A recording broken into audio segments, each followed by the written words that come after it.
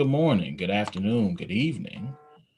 No matter where you may find yourself as you listen to this, and welcome to the show that wants to know if you got in on that GameStop action.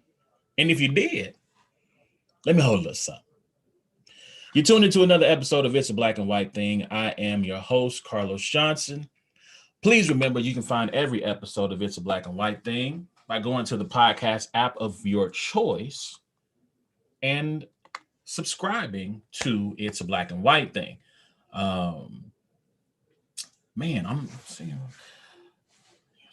Sorry, I'm looking at my data here, but you can go to every episode. You can find every episode by going to the podcast app of your choice, subscribing, commenting, reviewing. The more you do so, the more the podcast is then. I can't think of the word I want to look for here, but the more eyes will be on the podcast, which would be great. We do this as a hobby, but we wouldn't mind doing this full time. So if you wouldn't mind, support your brother, huh? But anyway, you can also find not every episode. You can find these live episodes on YouTube. I record this episode live. It'll go up on the page with some editing about a day or two later. So go to YouTube, search Brains and Bars, and like that page, like the content there, share that page. Let's get those views up, get those subscribers up. We appreciate those of you who have subscribed to the channel. But we would like a little bit more. So keep joining, keep liking, keep sharing. And then you can follow us on social media by going to @Brains and Bars on Facebook, Twitter, and Instagram. I am on my solo dolo tonight. I'm without my two co-hosts, but shout out to them. A-Ward, I am award.com for everything A-Ward related, battles, merch, any music content he has that comes out. Shout out to him. He's got a battle going down on Wartown Battle League. Shout out to Clone in Warner Robins, Georgia this weekend, taking on Riggs. Riggs is someone that I am a fan of, so I'm excited to watch that battle. It's going to be live. I believe you can go to rapgrid.com and find the pay-per-view, subscribe, or not subscribe, but buy the pay-per-view, watch the battle, support small battle leagues.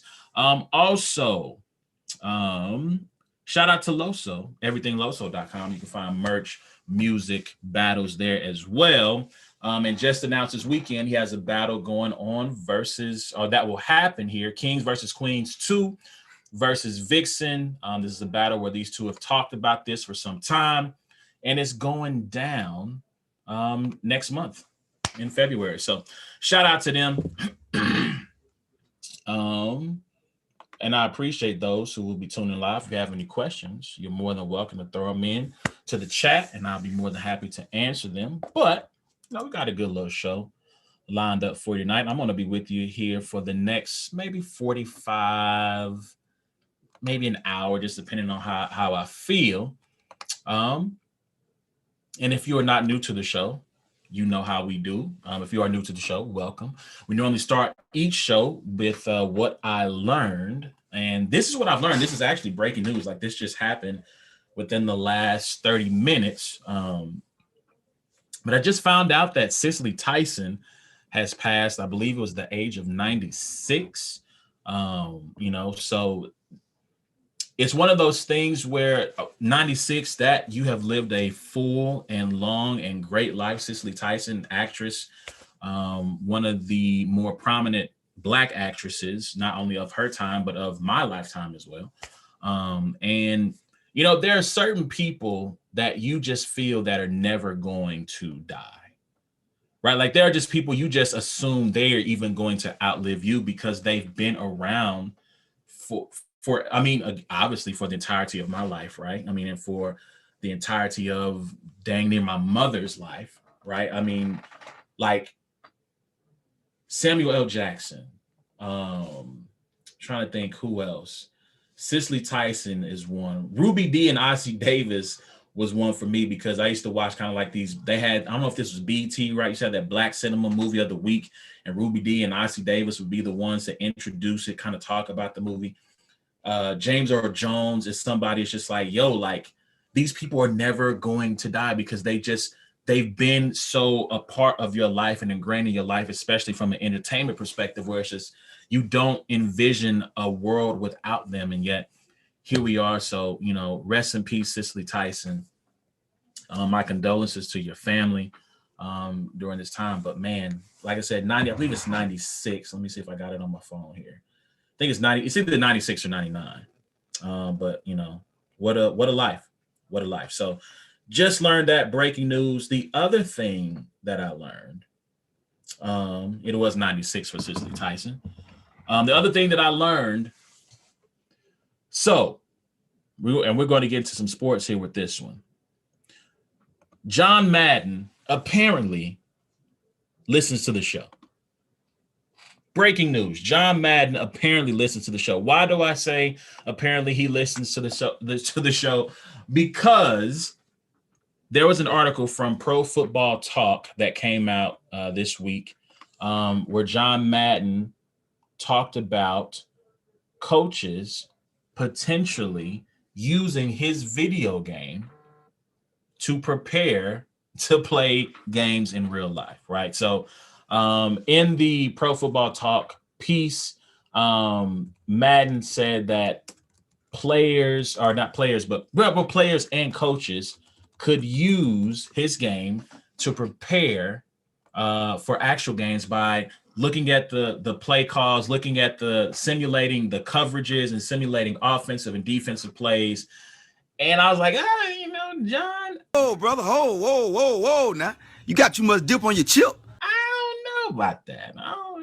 I was with you at first, but I don't know about that part. But here's where I do think Madden could be of use for coaches. And this is something that I've been advocating. I went back and looked up my Twitter feed to see just how long I've been saying this.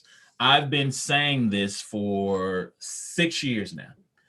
Madden could help NFL teams by having what I like to call a Madden game coordinator. A Madden game coordinator is someone who has played 10,000 hours or more of Madden. They are high-level players who might play for money, who might even play professionally, who might be a professional gamer in the Madden genre, in the Madden arena, who can help NFL coaches work through two-point conversion, end of half, end of game, clock management, when to take timeouts, when to go for it on fourth down. Now, I know the fourth down thing, everybody goes for it on fourth down in Madden, right? But however, when you play in a Madden league, there's normally structure on when you can go for it on fourth down. And I do think that if you have those players who are playing, like I said, on a professional level, who are high-level Madden players, that they could provide expertise on when to go for it. Why do I say this? Because NFL coaches by nature are conservative. They are not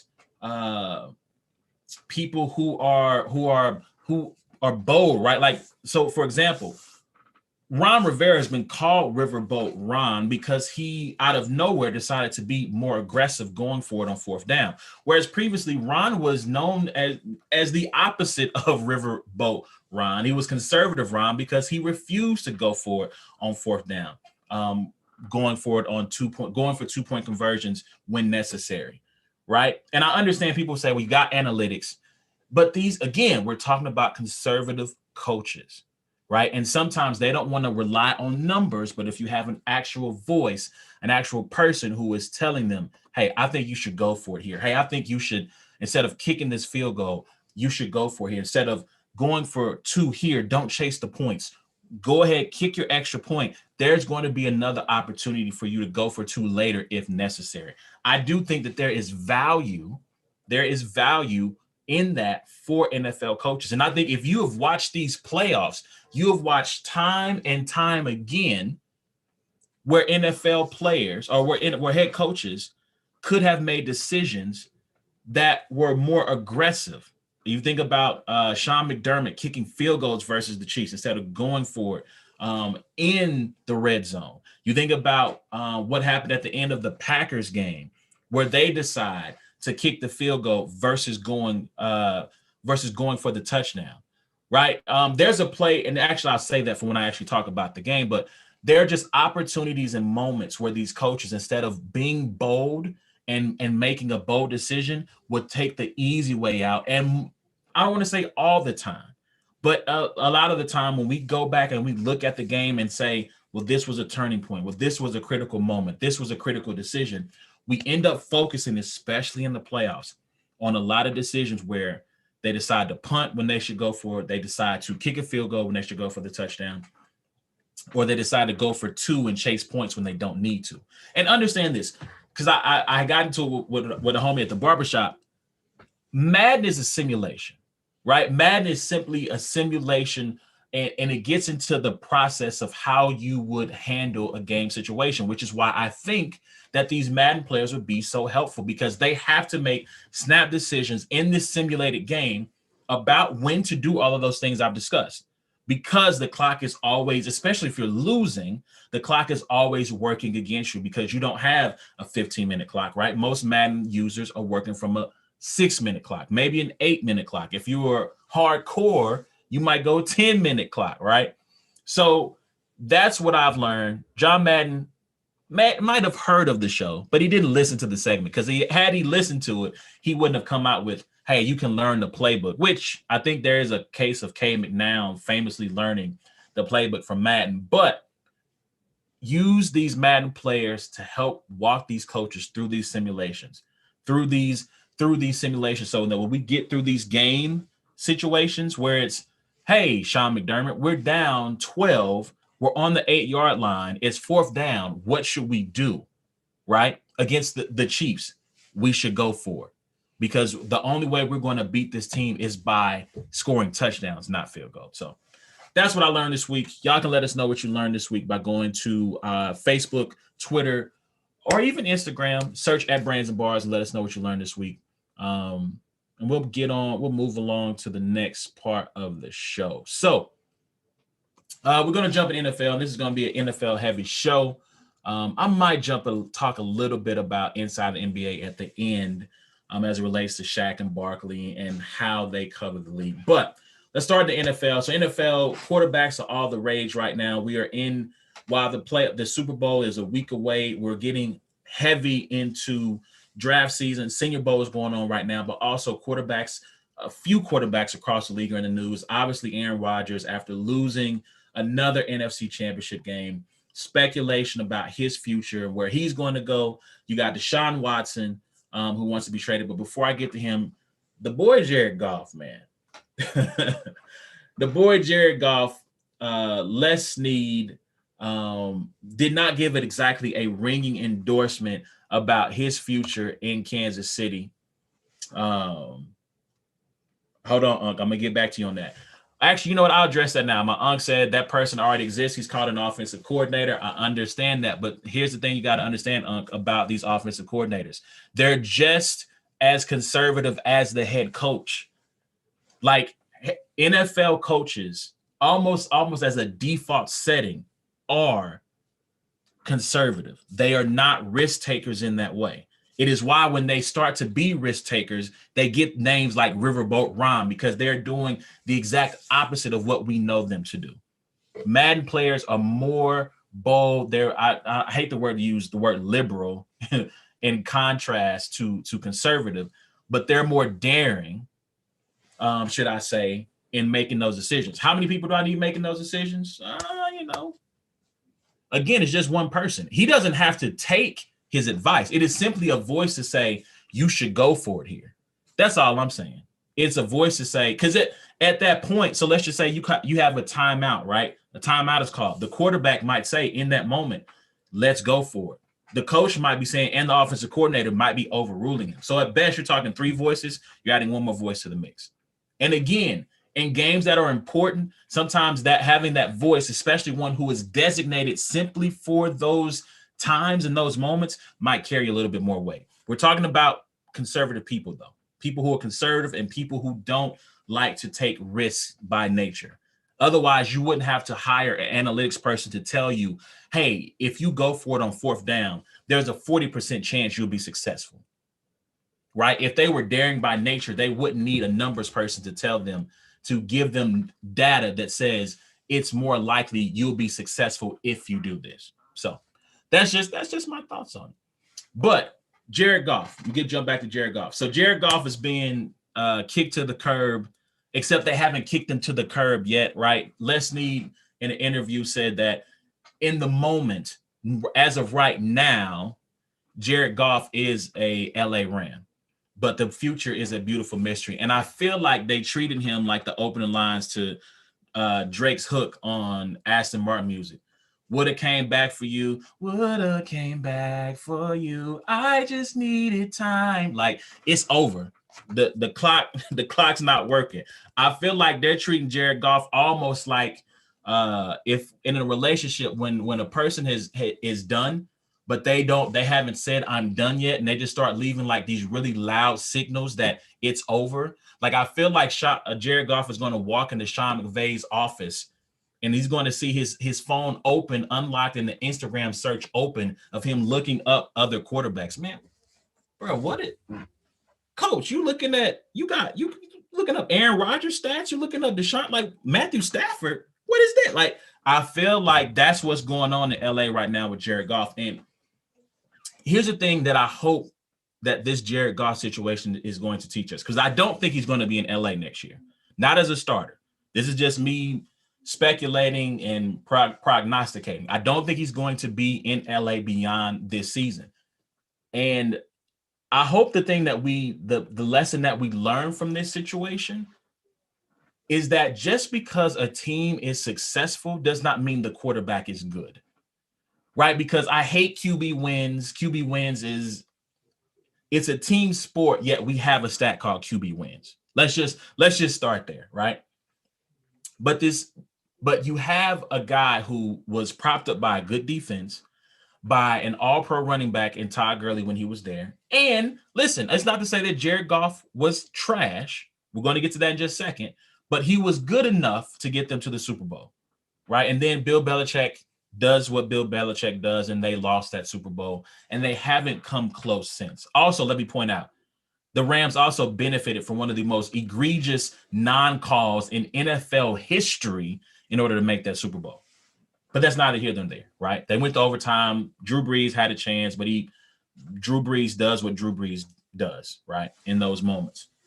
So Jared Goff is probably on his way out the door. And here's how I rank QBs, right? This is my personal QB ranking system and where Jared Goff falls in that system, in that rankings tier. I have the elite. These are the cream of the crop, the creme de la creme, the guys that you will bank most of the time. You'll put your life in their hands because you know they're going to come through, right?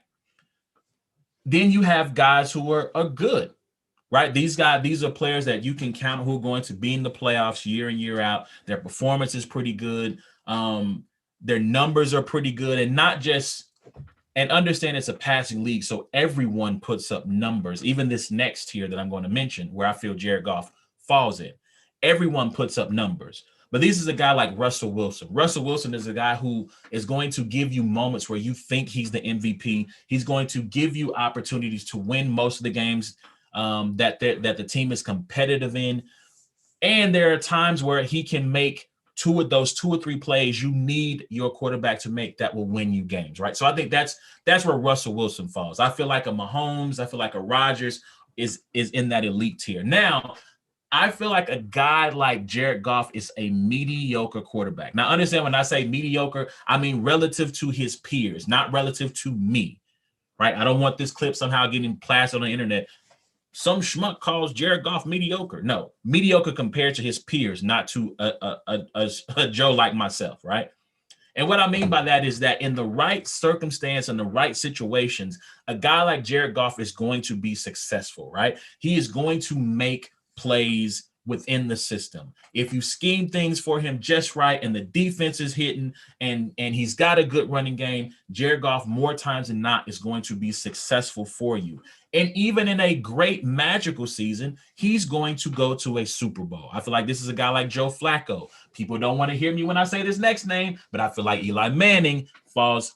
Eli Manning was good. So overall, he was good. But what I mean is that in terms of team success, in the right moment, in the right set of circumstances, they can overachieve. And I think Jared Goff overachieved by making that Super Bowl back in 2018 against the Patriots. But a mediocre quarterback can be just good enough for you to believe in him, but yet give you enough bad moments to where you can never fully trust in him. As a 49ers fan, this is Jimmy Garoppolo for me. And that's where I feel Jared Goff falls into, is the mediocre tier. And then you have the bad tier, which, I mean, if you're bad, you're bad, right? I mean, there's nothing you can really do about that. But that, with that being said, that leads me to my next quarterback, which is Deshaun Watson, who I feel is in that good tier, right? He's in that good tier and trying to make his way up to elite. And so he has officially requested a trade this week from the Houston Texans after they have hired their new head coach. I believe his name is David Culley, who came from the Baltimore Ravens. There have been rumblings and rumbles about him wanting out, falling out with management over the process in which he was promised his input would be valued in the search for the next head coach. It did not happen. That was the start.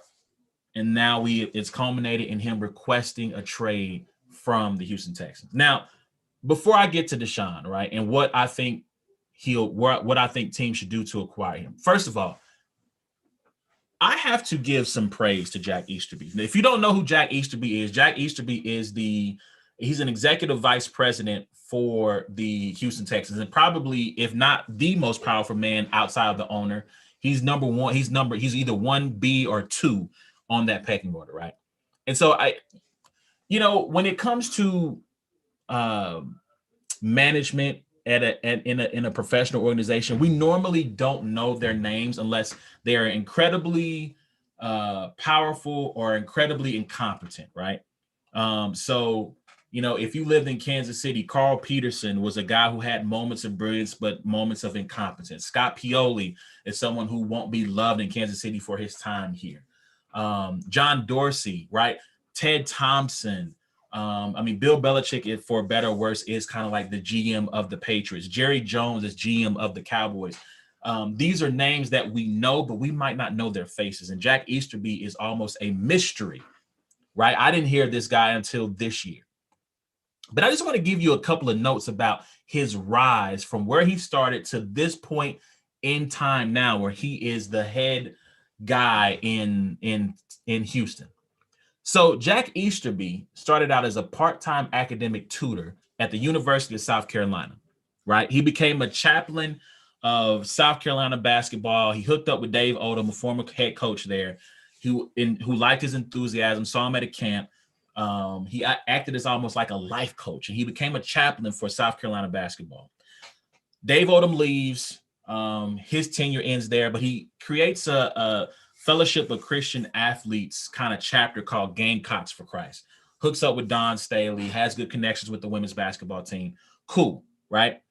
So 2011, Ryan Suckup, former South Carolina Gamecock, makes the connection with him with the Kansas City Chiefs. He starts working with them as a chaplain. He's there when the murder-suicide of Jovan Belcher, who killed his girlfriend and then himself in the Chiefs parking lot. He helps them work through that particular moment as a life coach, right? The next year, Brian Daboll connects him to the Patriots. Still kind of in that life chaplain coach place, right? He connects him to the Patriots. He starts helping them with draft evaluations, holds Bible studies, work with them through the Aaron Hernandez situation. This is a guy who had the ear of Bill Belichick.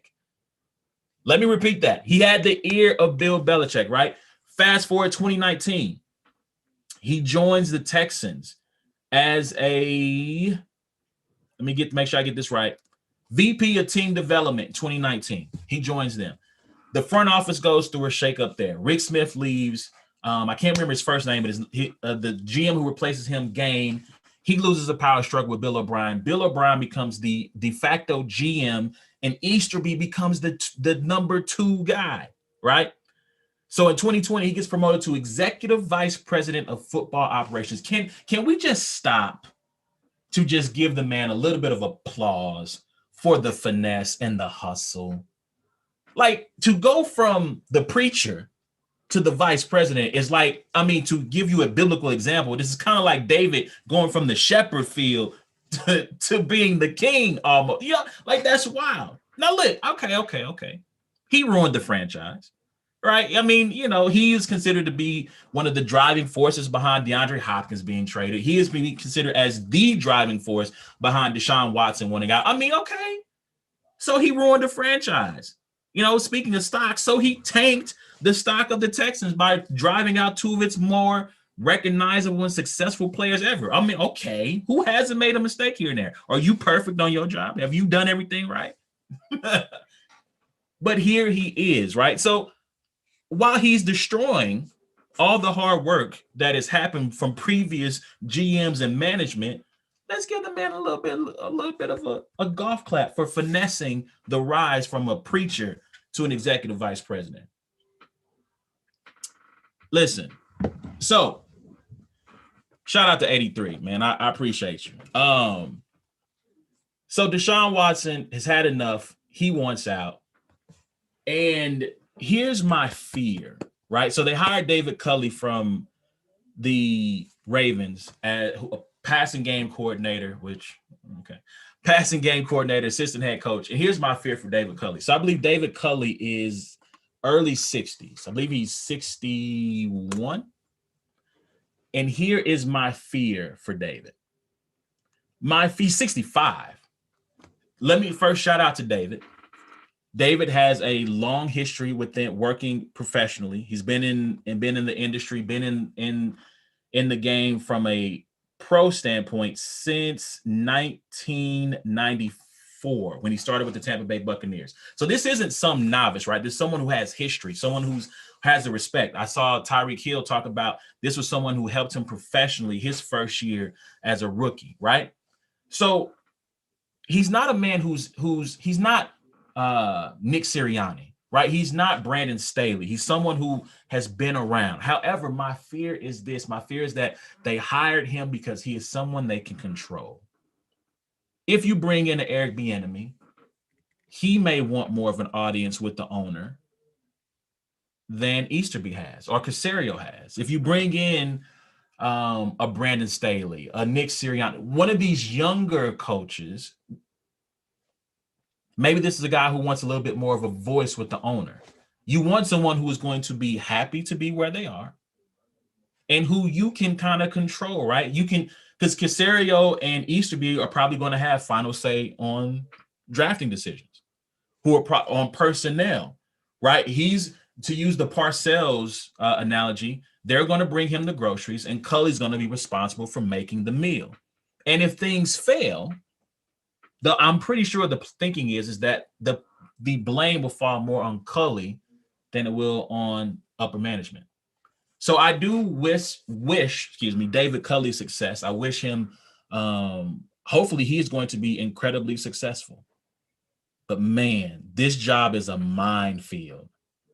This job is a mine. Like, you went from a really great piece of property on Monopoly, think North Carolina Avenue, what's the other one? Marvin Gardens. And now you done first little jaunts. You Baltic Avenue right now, man. Like, it's not looking good. So I do wish him much success and much luck, but boy, you starting from scratch, especially if Deshaun Watson is traded. And listen, as a Niners fan, I would love, I saw an ESPN article that had them as, in terms of who does it make sense for him to be traded to, as number 3. And if you tell me I can give up the number 12 pick this year, Jimmy Garoppolo, and 2 1s to get Deshaun Watson, where do I sign up? Why has the paper not been faxed or emailed, or why is the ink not dry on that deal yet? Let's make that happen. If you are the well, he's not going to be traded within the division. So if you're the Jets, I know the Jets almost went winless, but that was a competitive team. Yes, they have needs, but is it not a quarterback league? Is it does everything not end and begin in this league with the quarterback? Now, I have my own opinions of that particular train of thought, but does it not end and begin with the quarterback? right? Like, here's the thing I keep hearing people say about Sam Darnold. There's talent there. You have to see what you have in Sam Darnold. Okay, that's nice. That's good and all. I don't have to see anything with Deshaun Watson. He's already shown it. Yes, if I trade this number 2 overall pick, yes, they're not going to be a playoff team year one. Not year one, but maybe year two. They got cap space. They had a couple of key defensive players who opted out. You get those guys back. Denzel Mims is somebody you can work with. Jamison Crowder is somebody you can work with. They got their left tackle in Mekhi Becton, right? Ty Johnson, David Johnson, is there really a big difference there? You know, they got some stuff to work with. Defensively, they get Robert Saleh. If Robert Saleh is as good as he was with the 49ers, that defense is going to get better. New York, I don't know, man. Y'all might need to, like, he's staring you in the face. Hey, what you gonna do? So if that, y'all let me know what y'all think. Hit me up at Brains and Bars on Facebook, Instagram, Twitter. Let me know what y'all think. Where do you think Deshaun Watson should go? And where do you think he will go? Shout out to my uncle. He said black coaches shouldn't take. I'm assuming he's saying any head coaching job is set up for failure. Listen, in Domino's, they tell you not all money is good money. And I know people wanted Eric Bieniemy to get a job, but I don't know if that job is the one he should have gone after. There'll be other opportunities as long as he's a part of the Kansas City Chiefs and as long as Pat Mahomes is still Pat Mahomes. But that's a job that I don't care if you were up-and-coming coach, minority coach, white coach, blue coach, green coach, I would be side-eyeing that Houston Texans job, man. It's not, as long as Easterby is there, I don't know if that's the job you want to take. But let me know what y'all think, man. So let's jump into these NFC and AFC recap games. First of all, let's start in the NFC. Tampa Bay beats Green Bay 31-26. Tom Brady is going to his 10th Super Bowl. That is unbelievable. 10 Super Bowls. And I was talking with my dad before on my way as I come home from work, and Tampa Bay, it's impressive what Tampa Bay has done, in part because this is the team that hasn't been there before, right? Like, there's something to be said about playoff experience, and Brady obviously has a lot of it.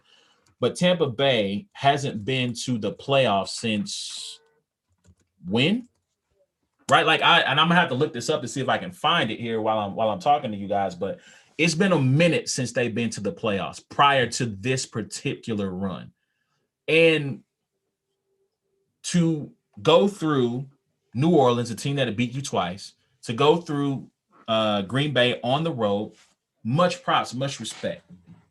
There is one play that stands out to me, and it's not the pass interference call at the end of the game. It was a series that happened in the second quarter. Green Bay's down 14-7. They're in the red zone, 10-yard line or in. I think maybe around the 8-yard line. It's the play where Rodgers goes to Davante Adams, and he tries to hit him for the touchdown. Davante should have made the catch. It was a tough catch, but he should have made it. He drops it. They end up kicking the field goal. At this point, the ball is where they try to pass to the left is the wide side of the field. There's a lot of space, and Tampa Bay on each of the 3 downs plays man coverage. If you are Matt LaFleur, you have got to make sure if they're going to single cover Davante Adams, I don't care if it's a slant, I don't care if it's a fade route, if it's another back shoulder throw. Again, Madden game coordinators, when you see something that is exploitable, a Madden game coordinator is going to continue to hit it until you stop it. To me, in my opinion, they should have went back to Davante Adams, looked at the coverage, seen if there was one-on-one, and told Aaron, if they're going man-to-man, we're going to run something explicitly for Davante on that wide side of the field and see if they can make a play.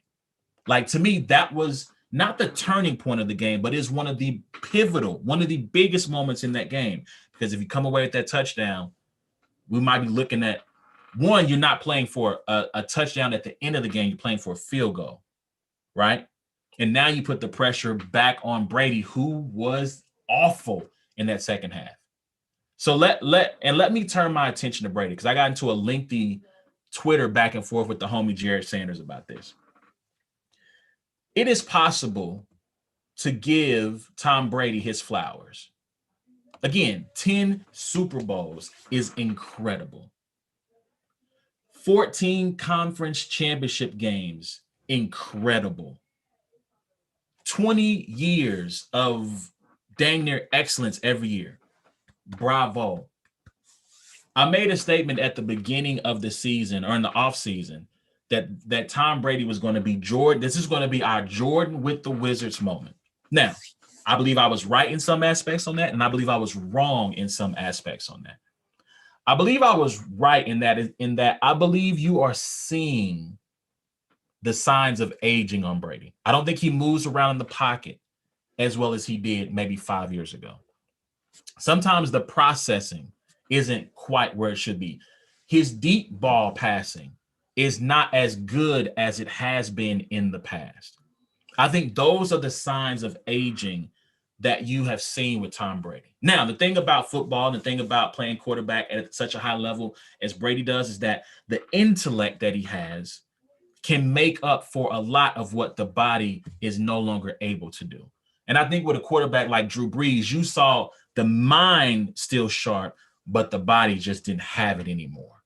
And I think with Brady, through the avocado ice cream, the TB12, the plyometrics, he's been able to keep his body in well enough shape and condition that he can put up, 4,300, 4,600 yards, 40 touchdowns, right? But even within that, we talked about earlier, it's a passing league. It's a passing league. And so when you are in a Bruce Arians offense, if you are living and breathing, number one, and number two, if you have any talent whatsoever, you are going to ball out in a Bruce Arians system. Let's look at the facts on that. Andrew Luck back in 2012 balled out when Chuck Pagano got sick and he took over as the head coach and offensive coordinator. Then he goes to Arizona, right? Carson Palmer put up good numbers while in Arizona. Then he comes to Tampa Bay. Jameis Winston last year throws for 5,000 yards, 33 touchdowns. Now, he also threw for 30 interceptions, right? If you are talented and you play with Bruce Arians as a quarterback, you're going to put up numbers. And that's where I was wrong. I thought Brady would throw for at least 4,000. I didn't see 40 touchdowns, though. I thought he could throw for at least 30.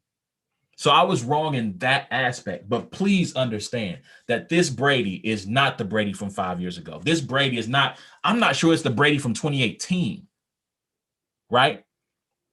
And the defense did a lot in making sure that this team is being represented in the Super Bowl right now. What JPP and Shaq Barrett did, amazing. Vita Vea in the middle, coming back from injury, yes. Ndamukong Suh, Devin White and Levante David, maybe the best linebacker combo around in the league right now. Yeah, they got some talent on that side of the ball. And had you found a good quarterback, had you been able to plug in, I think Jared Goff could have made this team took this team pretty far. As much as I'm not a fan of him, Deshaun Watson could have taken this team pretty far, right? Shout out to the homie Loso. I don't know if Kirk Cousins could have taken them that far. My bad. That's my bad. My bad, Loso. I shouldn't have. My apologies. But again, I think that had you gotten a competent quarterback in this position, they could have made the Super Bowl. So again, we can tell the truth about Brady. As far as an individual accomplishment of doing what he's doing at this age, it is to be applauded. And hats off to him. However, this isn't 2008 Brady we're talking about. It's not even 2018 Brady we're talking about. This is a guy who's able to make things happen because of the talent around him and the power of his intellect. Sometimes, man. And this Super Bowl matchup is going to be interesting. We're going to talk about that next week when me and the homies can all get together. Y'all let me know what y'all think about this NFC Championship matchup, man. Browns. Oh, my gosh. Packers, Bucks. Let me know what y'all think. Let me know what y'all think about Aaron Rodgers. If you think he'll be back as a Packer this year, I think a lot of this was a lot of smoke. I don't think Aaron Rodgers is going anywhere. The Packers will be fools to trade him, and I think he's going to stay. All right, let's jump to the AFC. Chiefs versus Bills. This game wasn't. I mean, once the Chiefs got up 14-9, the game was essentially over. You could see where the game was trending, where it was headed. Buffalo, listen, Bills Mafia, you guys have had a great season. Your team has had a great season. And you have a quarterback who I did not believe in, who has made me a believer. Josh Allen said that he saw that he was accurate. He watched tape, worked on mechanics to get better, to be a better quarterback, and he was that this year. The guy was fired. He was really now. Granted, Josh Allen's going to try to give you the ball, and I think I said this last week. He's going to make some plays that make you go, "Come on, man! What are you doing?" And he threw 2 passes that should have been picked off by Travarius Ward and I think Juan Thornhill that should have been interceptions. He's going to try to give you the ball. If he can cut down on that tendency, he'll even step it up another tier. But he was in my good tier this year. That being said, Josh Allen is a nice quarterback, but Mahomes is special. And I hear a lot of talk about, oh, look at the coaches, look at the weapons. You know, if Rodgers played in this offense, if Brady played in this offense, if Josh Allen had these weapons, like it would be in this coaching, you know, you would see similar numbers. And again, I want to stress it's a passing league. Good talent and good coaching will allow you to put up numbers. But here's the thing about Mahomes that separates him from just about every quarterback playing the position today. And it is, we talked about Brady's intellect. It's Mahomes's intellect, his ability, as I heard Ryan Clark say earlier this week, to read the defense's mail, to understand what is happening pre and post snap. And then even when the offense breaks down, his ability to diagnose what's happening around him and make the right play the majority of the time. Please understand that Rodgers can make plays, what they call in the league, off schedule, right? Rodgers can keep plays alive with his legs and still find players down the field. Josh Allen is able to do that. Right? You have quarterbacks who can do those things. Josh Allen has an arm that is comparable to Mahomes in its power, in its ability to feed players from different arm slots. Matthew Stafford can do that. There are players with the physical attributes that Mahomes has, but it is up here where that is separating him, because all Kelsey and Hill are not getting wide open all the time. And my concern for the Chiefs throughout the year was that they were playing the sport of football like a basketball team that was simply picking and choosing when to turn up, when to say, okay, this game is getting tight. I'm going to now take it to the next level. We need a stop defense. We're going to get that stop. And in 16 games, they only lost once playing that way. 16 games. But in the playoffs, the defense has gotten better. They've tightened up their game. I think I saw a stat with Mahomes where in all the possessions that he's been on the field and finished the possession, they punted twice. Every other possession has ended up in a touchdown and I think 2 field goals. Like, they have flipped a switch that I did not think was possible. And it's something that as a team that we look at as the best in the league, it should be applauded. Right, because the other talking point about the Chiefs that grinded my gears as we got towards the end of the season was, well, you know, they don't win a lot of games. They're not blowing people out. They're not doing what the Bills are doing. Right, the Bills are punishing teams. They're winning by double digits, and the Chiefs, they're playing all these close games. You know where close games matter in the NFL? Vegas, point spreads. And if you bet on the Chiefs, against the Chiefs on a lot of these point spreads, you made some money. But in terms of, there was a stat I was looking for to try to prove the Chiefs' dominance, and I called it game control. To me, is the game in doubt at any point in time? So I found a stat, and I might post a link in here when I edit this, that talks about the win probability. And so win probability is an analytical measure that factors in who's at home, score, time, down in distance, position on the field, right? And when a big play happens, a sack, an interception, a long pass, touchdowns, right? You'll see a spike in the win probability in either direction for either team. So I went and looked at the win probability for the Chiefs. And I forget the name of the site, and I'll try to make sure I link it in the notes when I drop the podcast off. The Chiefs' win probability in that whole stretch of 1-score games, there were 2 games where they were in serious danger of losing. The first one is a Sunday night football game against the Raiders, where Mahomes had to lead that final drive to win the game, and the Falcons game where the Falcons had a chance to send the game into overtime, and they missed it. No 83. Get out of here with that momentum measurement system, bro. Don't start, man. Don't start. So those were the only 2 games where they were ever in danger of losing. Other than that, Tampa Bay game, they were in control. Miami game, they were in control. Even that funky, weird Denver game, they were in control. Carolina, listen, this was the best team in football from game 1 to game 16. And we did not, if they win the Super Bowl, I don't know if they're going to get the credit for being the truly great team that they were this year. Analytics say that they were the most consistently good team. One of, not the very best, but top 3 most consistently good teams all year.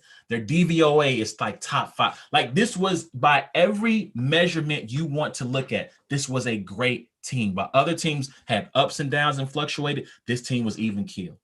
And you got to give a lot of respect to Andy Reid, to EB, Spagnuolo, the leaders, the players, Matthew, Mahomes.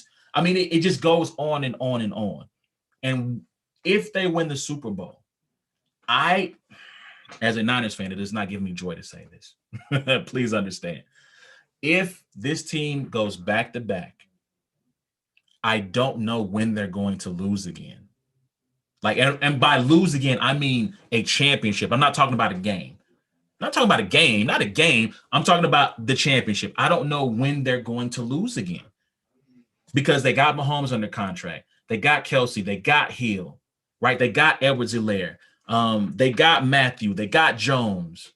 They got Clark. And I know Frank Clark's not a popular guy all the time in Kansas City, but he does a lot of the little stuff that doesn't show up on the stat sheet, right? They got, Willie Gay, that secondary with a lot of their cornerbacks are going to be free agents, but they're going to have a great starting block with L'Jarius Sneed, and if Juan Thornhill is back, it's good night. So we spent a lot of time this year either ignoring Kansas City's success or finding ways to nitpick it and not enjoying the ride and the run that this team has been on. Only 1 loss in the last calendar year, guys. Let me put it into perspective for you. When the Patriots back in, was it 2008, 2009, when they were just crushing everybody and went almost undefeated, the media coverage was wall to wall. It was Brady and Belichick. Is this the greatest team ever? So on and so forth. Here's what I'm going to tell you. This team is not obviously the most dominant defensive team. They're not, offensively, because they coasted from time to time, they won't go down as the most dominant offensive team. However, if they pull off this back-to-back championship, we need to talk about this team in the pantheon of great teams. And yes, I understand statistically it doesn't show up on paper, but we need to have that conversation. Y'all let me know what y'all think, man. Y'all let me know what y'all think. Am I crazy? Should we talk about this team in the pantheon of great teams if they pull off the back-to-back? Next week, we're going to be back. We're going to talk Super Bowl. And we're working on something. If it comes through, we might have a special guest, which might be a really special. It'll make for a really special show. Let me say this one last thing, and I am about to get out of here. This is non-sports related. I'm closing the show on a non-sports related note. I have to do my Googles on this. So if anyone who knows me knows I'm a Popeyes man. I like Popeyes chicken. My mother used to work there as a kid, so I have an affinity for Popeyes, right? My son is a Popeyes man. He takes after his father. He likes the chicken at Popeyes. I go to Popeyes, and y'all let me know what I should do with this. I go to Popeyes. I go and get him a chicken tender combo. I'm like, let me get the number 5 mild side of fries and the strawberry. Because the strawberry's popping at Popeyes. You know what they tell me? We've discontinued the strawberry. You what? You Y'all let me know what I should do. Because let me tell you what I want to do. I never want to eat Popeyes again. You discontinued the strawberry? After extensive research, I come to find out that it's just the Popeyes by me that's whack, and they no longer serve strawberry. Are you the audacity, the unmitigated gall to discount? Y'all let me know what I should do.